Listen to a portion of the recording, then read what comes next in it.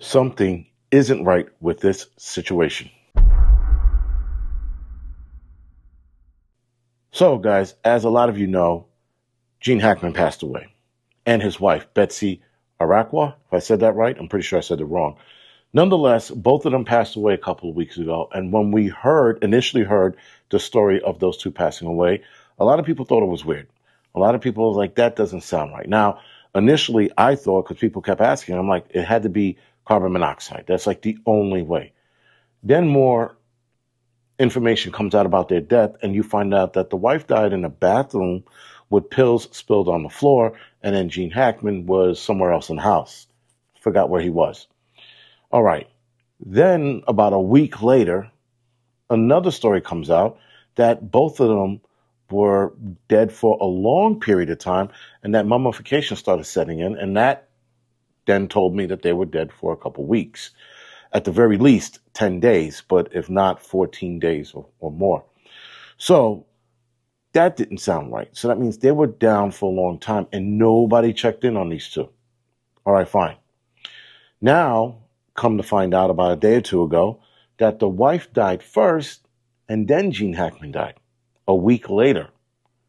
They're suspecting he died a week later because of the last recording of his heartbeat on the pacemaker that he had implanted in him. So then now they're saying that the wife died from Hantavirus, which is a rodent virus. You can contract that virus from a rodent, excuse me.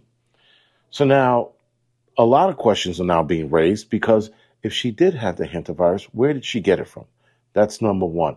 The hantavirus isn't normally a person-to-person transmission. It can be transmitted if you have a specific one called the Andes hantavirus, which I think is from the Andes Mountains. But she didn't have that one.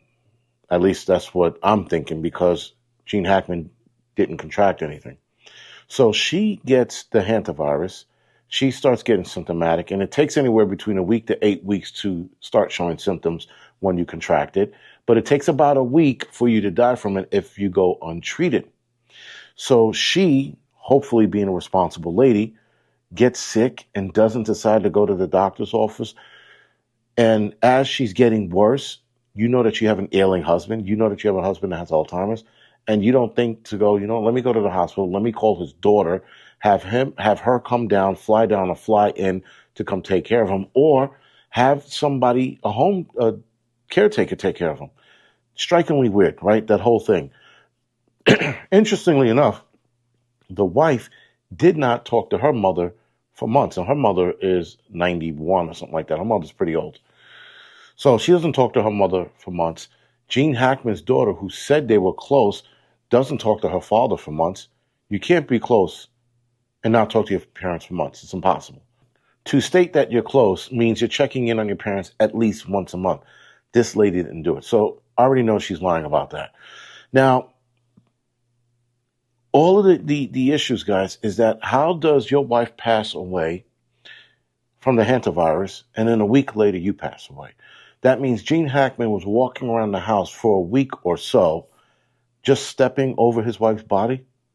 Now, they said the door was open, so now I'm thinking, all right, the door was open. That means at some point he probably came to, recognized his wife being on the floor, went for help, but probably when he got outside, didn't realize why he was outside, and then went back inside.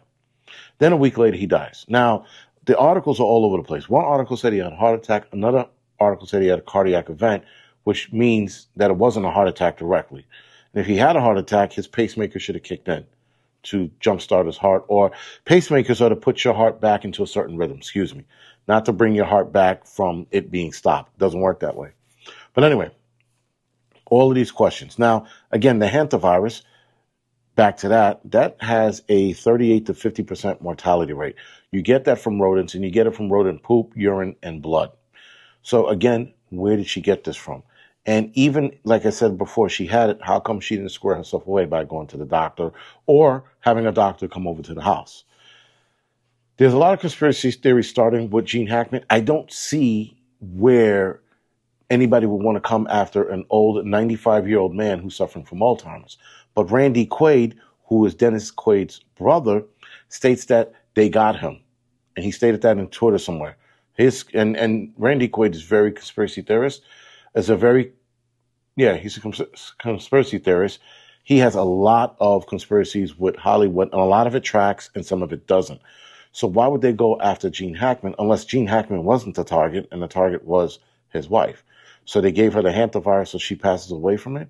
But again, you get sick over time with the hantavirus. You don't get the hantavirus and you're dead in a day or two. It takes about a week to get there. Then you start having difficulty breathing. And when you have difficulty breathing, at some point you're like, I got to get to the doctor. His wife didn't think to do that. So now, was his wife suffering from something as well? And if so, again, why didn't anybody spot this? His wife is 30 years younger than him. So if Gene Hackman was 95, I think she was 63. All right, so she was 32 years younger than him. So, of course, guys, there's inconsistencies with his death when it was first reported. Then when it got to the second report, and then the third one, the hantavirus, there's a lot of inconsistency. Things are not making sense. What would be the reason for going after a 95-year-old man or a 63-year-old woman? Did she know something, or did he know something, or is all of this just one big coincidence? Now, I'm sort of leaning in the direction that this is one big coincidence because, yes, things have happened where things can happen, but both of them, high-profile people, no one checking in on them, slightly weird if you ask me. Other than that, guys, this is The Angry Prepper. Thank you for watching the Angry Truth channel.